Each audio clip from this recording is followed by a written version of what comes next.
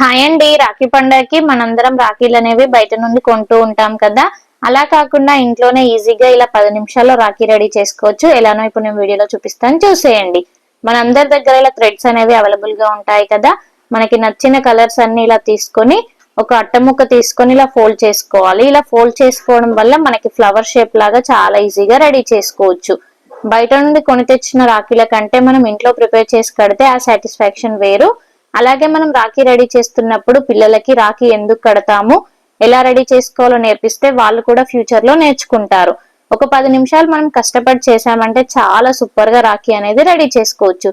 చూసారు కదా, మనకి ఫ్లవర్ అనేది రెడీ అయింది. ఇలా రెడీ చేసుకొని పెట్టుకున్న ఫ్లవర్ ని ఒక పేపర్ పైన ఇలా స్టిక్ చేసుకోవాలి ఫెవికాల్ తో. చాలా స్టిఫ్ గా ఉంటుంది.